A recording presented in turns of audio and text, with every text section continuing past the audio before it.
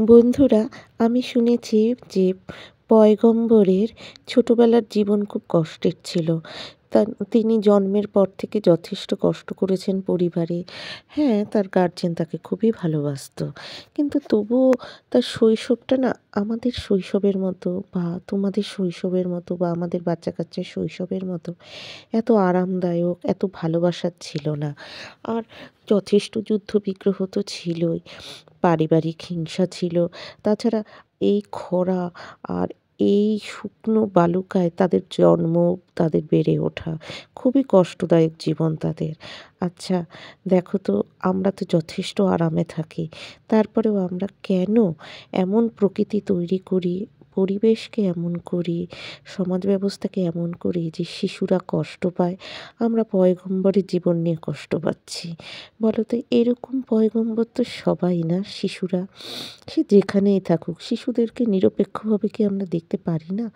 শিশুদের ভালো হয়, শিশুরা ভালোভাবে তাদের শৈশব কাটাতে পারে। একটা পেটের থেকে পড়ে একটা শিশু, সে কি বোঝে যে সে হিন্দু না মুসলমান না খ্রিস্টান? সে কি বোঝে? তার প্রতি হিংসা করাটা কি আল্লাহ মানবেন কখনো? এটাই তো আমাদের মানবিকতা। যারা শেখায় মঞ্চে বসে ওকে মারো, ভাবো তো এই শিশুটার কি হবে? আমরা ভাবি আমাদের বাচ্চাকে মেরেছে। আচ্ছা, যারা আমাদের বাচ্চাকে মারে তারা তো নিজেদের বাচ্চাকেও মারে। যার মারার স্বভাব, সে কিন্তু কখনো আরেকজনকে মারে, নিজেকে মারে না। এটা কিন্তু হয় না। কথায় বলে চ্যারিটি বিগিনস অ্যাট হোম। জানবে যে অন্যকে মারছে, সে নিজের বাড়ির ভিতরেই মারামারিটা শিখেছে। শিখে, শিখে সে বাইরে করছে। আবার বাইরে করতে, করতে কিন্তু একসময় সে নিজের লোককেই করবে। এটাকে বলে বুমেরাং। এটা কিন্তু উপরওয়ালারই সৃষ্টি। হয় তুমি ঘরে করতে, করতে বাইরে যাবে, আবার অনেক সময় ঘরে করছে না।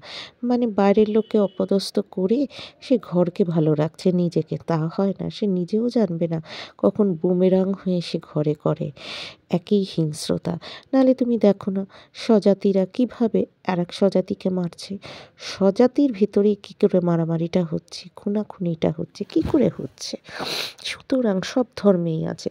তো আমার মনে হয় ধর্ম হচ্ছে মানুষকে ভালো কাজের জন্য। ধর্ম কিন্তু মারধরের জন্য না। ধর্ম হচ্ছে মানবিক ধর্ম। মানে মানুষের যেটা কাজ। মানুষের কী কাজ?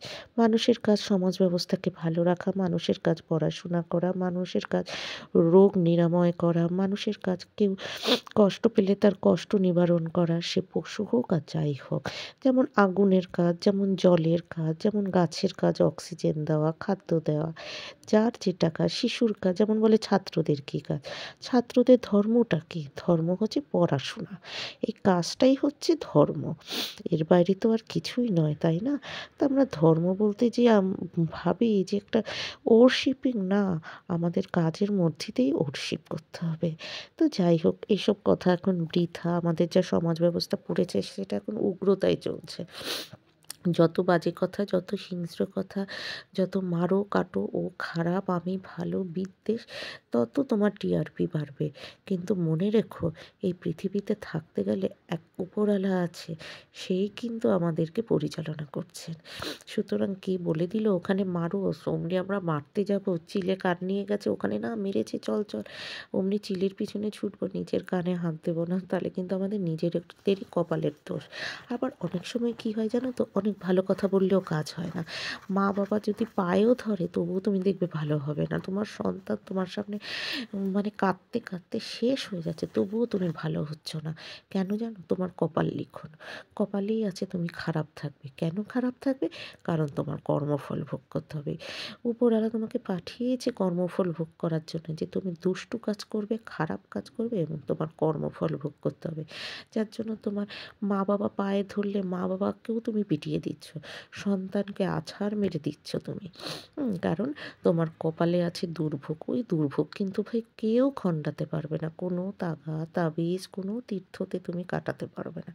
এটা এমনই দুর্ভোগ, সেই দুর্ভোগ বেড়ার বাড়ির লোকেরও হতে পারে, বিশাল জমিদার বাড়িরও হতে পারে। সেই দুর্ভোগ ধর্মগুরুদেরও হয়। আর আজকাল ধর্মগুরুদের বেশি দুর্ভোগ হয় জানো তো? তারা তো সবচেয়ে বেশি মানুষকে লেলিয়ে দেয় মিথ্যেভাবে।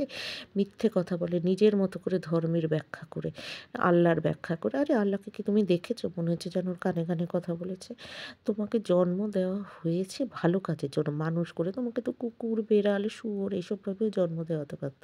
কেঁচো, কেন্নও তো বানাতে পারত। তোমাকে মানুষ করা হয়েছে। কত জনম বাদে একটা মানুষ জনম হয় জানো? কত লক্ষ জনম বাদে। তো যাই হোক, মানুষ জনম পেয়ে যখন তুমি সেটাকে হেলাফেলা করছো, দুটো কাজ হয়। ভালো কাজ করলে আর জন্ম হয় না, ব্যাস তুমি ঈশ্বরের পায়ে স্থান পেয়ে গেলে। আর একটা হচ্ছে, যত খারাপ করবে তোমাকে বারবার জন্মাতে হবে, এবং সেটা মানুষ হিসাবে না, আবার নিকৃষ্টতম জীব হিসাবে হবে। তারপরে স্টেপ বাই স্টেপ তোমাকে মানুষ হতে হবে। যাই হোক, ভালো করবে না খারাপ করবে সমস্ত তোমারই ব্যাপার।